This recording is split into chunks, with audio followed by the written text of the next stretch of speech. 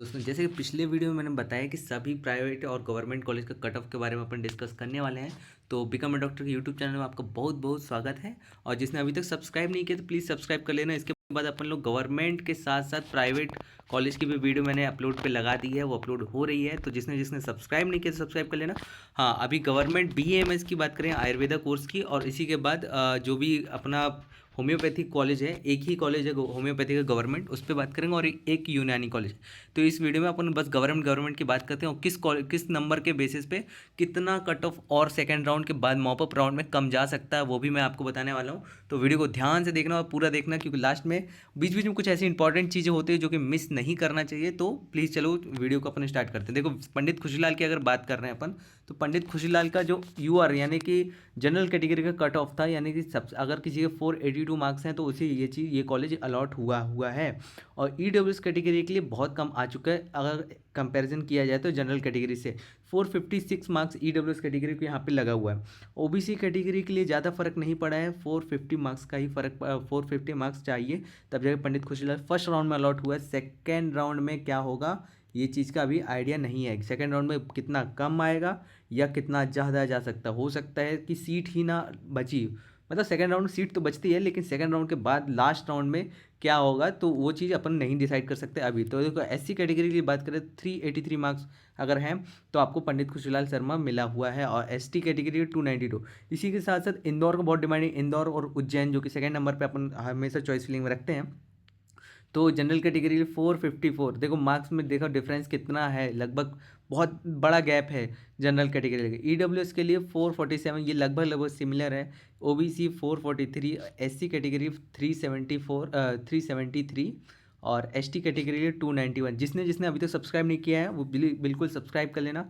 और जिसको थोड़ा सा दिक्कत हो रही है काउंसलिंग में, तो कमेंट में आपके लिए एक इंपॉर्टेंट चीज़ है, मैं बार बार बता रहा हूँ, कुछ गलतियां मत करना। हो सकता है आप डिज़र्व कर रहे हैं इंदौर, आप गलती करके ग्वालियर पे पहुंच जाओ।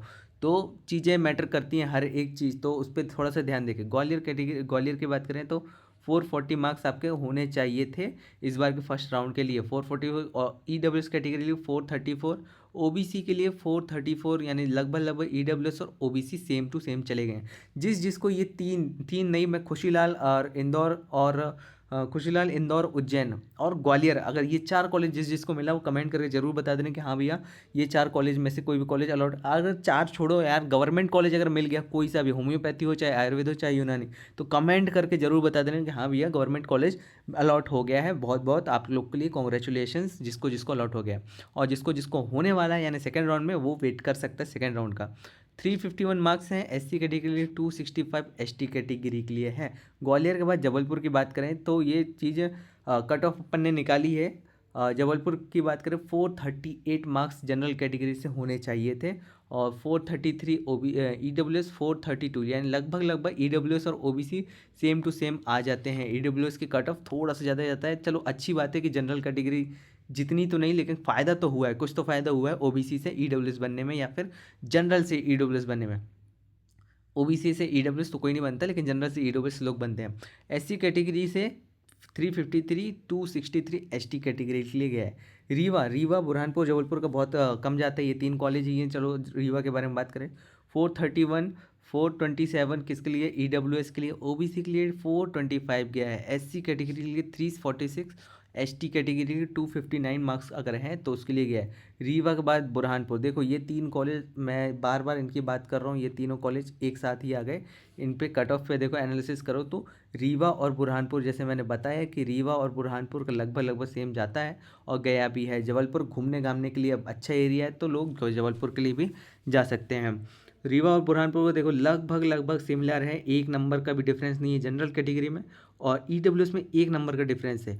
OBC में बिल्कुल डिफरेंस नहीं है, और SC में एक नंबर का डिफरेंस है, और ST में 4 नंबर का डिफरेंस। लगभग लगभग ये रीवा और बुरहानपुर बहुत हद तक सिमिलर हैं। और धन्वंतरी उज्जैन, देखो उज्जैन की बात करें, उज्जैन बहुत इंपॉर्टेंट कॉलेज है, इंदौर और उज्जैन। 445 मार्क्स यहाँ के लिए, 439 यहाँ के लिए। और यही चीज़ OBC कैटेगरी के लिए देखें तो 439 मार्क्स यहाँ पे OBC के लिए चाहिए था। SC कैटेगरी के लिए 363, ST कैटेगरी के लिए 274 मार्क्स अगर हैं तो आपको यहाँ पे सीट अलॉट हुई है। तो देखो सबसे इंपॉर्टेंट चीज़ मैं आपको बता दूँ सेकेंड राउंड में क्या होने वाला है। सेकेंड राउंड में भी रीवा और बुरहानपुर का लगभग सेम जाने वाला है। जबलपुर थोड़ा सा ऊपर रहेगा।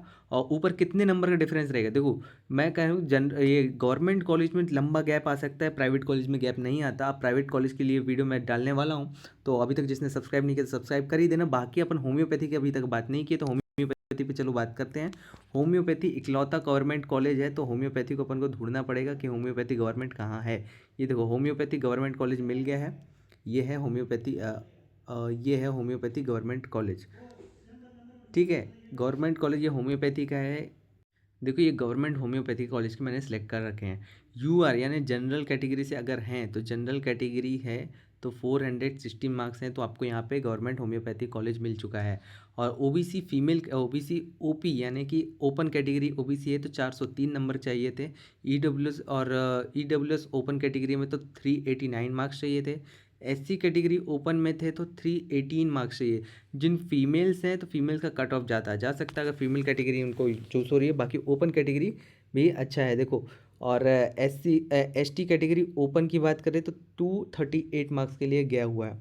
इसी के साथ जिनके पास स्पेशल कैटेगरी है जैसे कि एसएन है, एसएन के बाद फिर कोई फिजिकल हैंडीकैप भी कैटेगरी लगा सकता है, तो उसके लिए भी कट ऑफ थोड़ा सा कम जाएगा नेक्स्ट राउंड में। होम्योपैथी की बात कर लिए, होम्योपैथी के बाद यूनानी की अगर बात करें तो यूनानी कैटेगरी लोग देखना तो नहीं चाहते, लेकिन देख कर जाओ यूनानी कैटेगरी भी।